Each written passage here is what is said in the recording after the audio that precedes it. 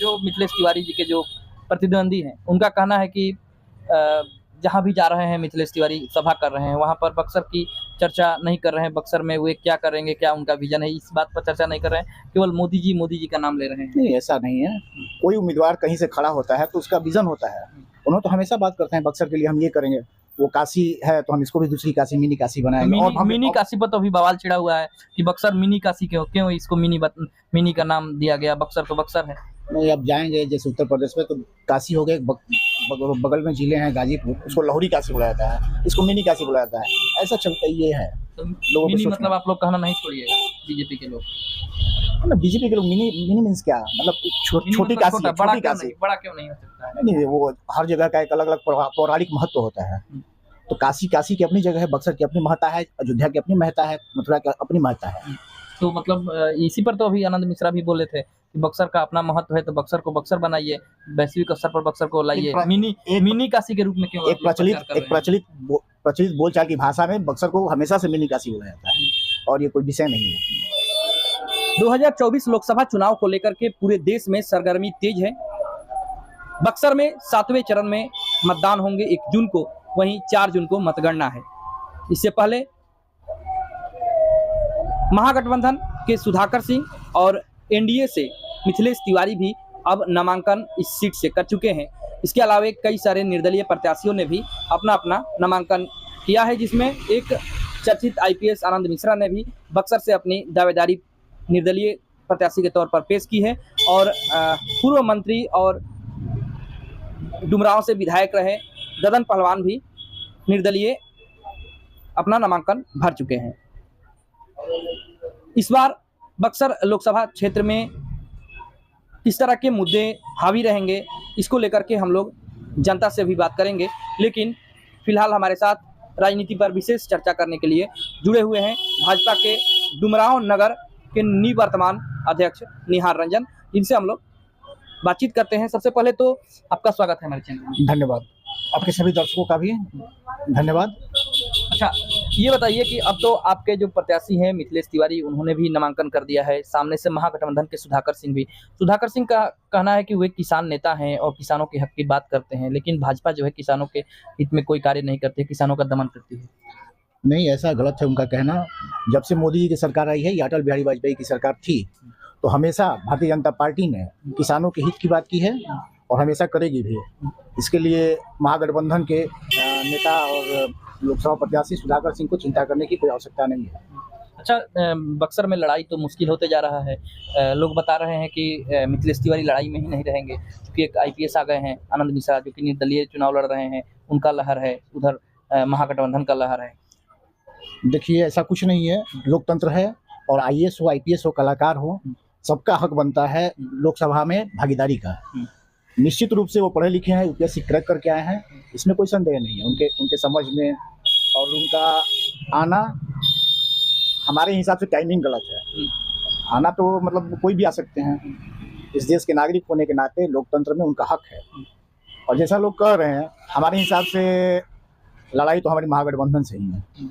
मतलब जो पहले से चलते आ रहा है वही रहेगा। हाँ, बिल्कुल निसंदेह। क्या लगता है, 10 सालों से आप लोग बक्सर संसदीय सीट पर आपका सांसद रहे हैं, इस बार कितनी उम्मीद है? बिल्कुल, पिछली बार से भी ज्यादा मतों से भारतीय जनता पार्टी एनडीए समर्थित उम्मीदवार मिथिलेश तिवारी जी चुनाव जीतने जा रहे हैं। स्थानीय बनाम बाहरी का जो मुद्दा छिड़ा हुआ है, इसमें आईपीएस बता रहे हैं हम स्थानीय हैं, ददन पहलवान बता रहे हैं हम स्थानीय हैं, सुधाकर सिंह का कहना है हम स्थानीय, तो बाहरी तो आपके प्रत्याशी हो गए। राजनीति की समझ रखने वाले व्यक्ति को पता होना चाहिए, इस देश में ये कहीं मुद्दा ही नहीं रहा। आप देखिए, इस बिहार ने दक्षिण के जॉर्ज फर्नांडिस को अपने नेता बनाया, सांसद चुन के भेजा। शरद यादव जो मध्य प्रदेश से थे, उनको भी हमने सांसद बनाया, जिनकी एक पहचान पूरे देश में थी, मधु लिमे। और देखिए कितनी मजेदार बात है, जहां हम लोग बैठे हैं, जिस नगर का मैं निवर्तमान नगर अध्यक्ष हूँ, इस विधानसभा में भी 2-2 बार बाहरी लोगों को विधायक बनाने का काम किया। इस पे चर्चा कौन कह रहा है? दाऊद अली जी जो हमारे बगल के विधानसभा के थे, उनको डुमरांव की जनता ने विधायक बनाया। अभी जो वर्तमान में, ये तो हंसी की बात है, कहाँ है भाई? वो भी तो दूसरे जिले के हैं। इसमें स्थानीय और बाहरी ये सब कोई विषय ही नहीं है।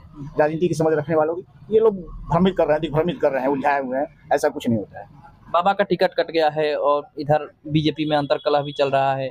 बाबा के कुछ समर्थक जो है वो विरोध कर रहे हैं मिथिलेश तिवारी का, कैसे चुनाव जीतिएगा? नहीं नहीं, ऐसा कुछ नहीं है। बाबा, आप बाबा को देखिए, बाबा बाबा के बारे में अभी जानकारी रखेंगे। बाबा पूरे देश के नेता हैं, पूरे देश में घूम घूम के भारतीय जनता पार्टी के उम्मीदवारों के लिए प्रचार कर रहे हैं। ऐसा कुछ नहीं है। बक्सर में क्यों नहीं है नॉमिनेशन में? नहीं नहीं, विषय वो होता है ना, जो केंद्र के नेता हैं, केंद्र ने जहां उनको लगाया वहां गए। पार्टी निर्देश देती है किसको कहाँ जाना है। ये किसी एक विषय, किसी व्यक्ति का विषय नहीं है। हाँ, स्थानीय जो कहा जा रहा है, क्या लग रहा है कि इस बार मोदी का लहर जो है, मोदी का जादू जो है बक्सर में नहीं चलेगा?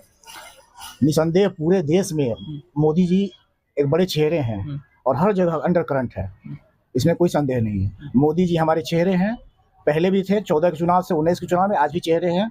और उनके काम को पूरे देश की जनता महसूस करती है, देखती है। आप पूरे देश में दिखाए, पूरे देश में देखिए, हर जगह है।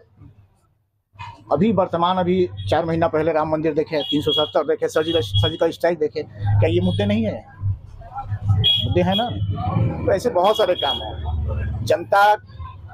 जनता मोदी जी पे विश्वास करती है, निसंदेह, इसमें कोई संदेह नहीं है। अच्छा, रोजगार कह रहे हैं लोग कि रोजगार मोदी सरकार ने नहीं दिया जो वादा किया था। ऐसा कुछ नहीं है। जो पढ़े लिखे लोग हैं, अब तो विषय ये है, बिहार में पढ़े नहीं है तो रोजगार की बात करते हैं। जो पढ़े लिखे हुआ हैं, सरकार हर व्यक्ति का, हर किसी का कहीं ना कहीं व्यवस्था करती है। अब देखिए 2014 के बाद मुद्रा लोन कितने लोगों ने उठाया, कितने स्टार्टअप चल रहे हैं देश में, नए स्टार्टअप, एक रिकॉर्ड है। मतलब क्या लगता है कि मतलब जनता जो है, बक्सर की जनता जो है, वो बार बार जो है बाहरी प्रत्याशियों को यहाँ पर ला दिया जा रहा है। बीजेपी को लोग यहाँ पर मानते हैं कि मतलब हम बीजेपी को वोट देंगे, लेकिन ऐसा नहीं लग रहा है कि बीजेपी जो है ज्यादती कर रही है? ऐसा अभी आपको बताया हमने, राजनीति में ये सब बाहरी भीतरी का नहीं होता है। भारतीय जनता पार्टी यहाँ पर आप लोग नहीं थे, मतलब नहीं बक्सर है, में तो संगठन है। बीजेपी, आप देखिए, बीजेपी में नेता नहीं है बक्सर में। ऐसा नहीं होता है। मैं आपको ये बताऊं, अभी हमने आपसे कहा कि इस बिहार ने दूसरे प्रदेशों से आए हुए नेताओं को सांसद बनाया, लगातार बनाया, केंद्रीय मंत्री बनाया। तो ये विषय नहीं है बाहरी और भीतरी। पार्टी अपना सब कुछ देखते हुए, समझते हुए अपना प्रत्याशी देती है। तो फिर यहाँ ये कोई विशेषता नहीं होता है। उनके साथ तो धोखा हुआ। नहीं, कार्यकर्ता, मिथिलेश तिवारी जी भी कार्यकर्ता है। इस बक्सर में पिछले 20-25 सालों से इस शाहाबाद क्षेत्र में काम करते हैं। ये मेरा तो कम से कम 2009 से अनुभव है उनके साथ। मैं बहुत सारे बैठकों में हिस्सा लिया हूँ, कार्यक्रमों में गया हूँ। तो कार्यकर्ता है। आईपीएस डैमेज करेंगे आप लोगों को? कुछ ज़्यादा फर्क नहीं है। जो भी है वो कोई विषय नहीं है आईपीएस। उधर ददन पहलवान तो पूरा, ददन पहलवान पूर्व मंत्री रहे हुए हैं बिहार सरकार में, और 2004 में रनर थे। तो हैं, ऐसा नहीं है। अच्छा, बीएसपी भी इस बार मुकाबले में है? बीएसपी तो हमेशा पिछले बार में थी, जितने में थी उससे और नीचे में सिमट जाएगी, पूरा विश्वास है। ऐसा क्यों बोल रहे हैं आप? नहीं, वो मोदी जी के काम को देख के जो निचले तबके के लोग हैं, मोदी जी को पिछले 2019 के चुनाव में भी उन्होंने बहुत सारे वोट किए थे भारतीय जनता पार्टी को। उत्तर प्रदेश से भी विधानसभा चुनाव देखें, उसमें भी हम लोग को उस समाज का बहुत सारा वोट मिला था। लेकिन इस बार कहा जा रहा है कि राजपूत का जो वोट है बक्सर में, वो सुधाकर सिंह के साथ जा रहा है। ऐसा है, जगता बाबू जब चुनाव जीते थे, बमुश्किल 10-15% वोट गया था, तो उससे ज्यादा इस बार भी नहीं जा रहा है, एकदम निश्चित। मतलब राजपूत का वोट, क्योंकि राजपूत जाति से तो आते हैं सुधाकर सिंह, जाति से आते हैं ना, लेकिन major vote Bharatiya Janata party को राजपूत जाति की आती है। पहले भी आई है, आज भी आएगी। अच्छा, ये 400 पार बोल रहे हैं लोग, विपक्ष के लोग, की बहुत खतरनाक नारा आप लोगों ने दिया है, संविधान निश्चित रूप से भारतीय जनता पार्टी 400 पार, एनडीए 400 पार जा रही है। तो 400 पार का मतलब यही है ना कि मतलब संविधान आप लोग बदल देंगे, आपकी पार्टी बदल देगी? विषय सर आप बताइए, 10 साल से शासन में है, अब बोल रहे संविधान बदल देंगे। बदलना होता तो अभी बदल चुके होते। इन लोगों के पास कोई मुद्दा नहीं है। मोदी जी के सामने विपक्ष का कोई चेहरा नहीं है। अब आप देखिए कितना मजेदार खेल है। आप पार्टी करें, इंडिया गठबंधन है, आप पार्टी दिल्ली में गठबंधन में कांग्रेस से है, और वही दोनों लोग मिलके अलग अलग पंजाब में चुनाव लड़ रहे हैं। कोई कुछ नहीं है, हर जगह बिखरे हुए हैं लोग।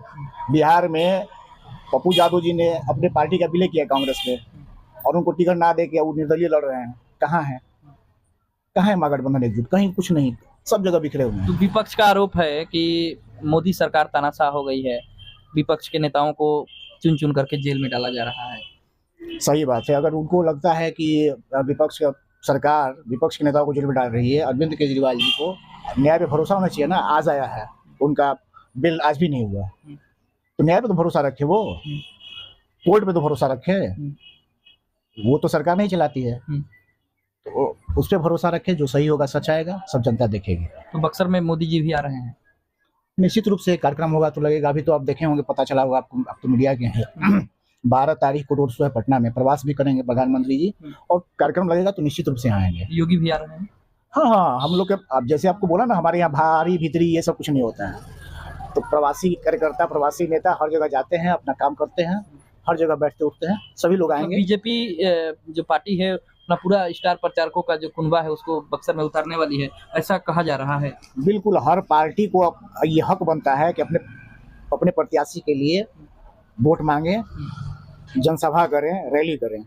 अब जिसके पास, अब देखिए इंडिया अलायंस के बहुत बड़े जो नेता हैं, बिहार में भी 2 बार हैं, तो सबका अपना अपना है। हमारे पास संख्या है स्टार प्रचारकों का, लोगों में डिमांड है, हम आएंगे, अपना जनता से बात रखेंगे, मतदान की अपील करेंगे, एकदम निश्चित रूप से सभी लोग आएंगे। कितना उम्मीद करते हैं कि मिथिलेश तिवारी इस बार कितना का मार्जिन देंगे जीत में? 2 लाख से ऊपर। 2 लाख से ऊपर, बिल्कुल। लेकिन विरोध चल रहा है तो कैसे 2 लाख पाएंगे?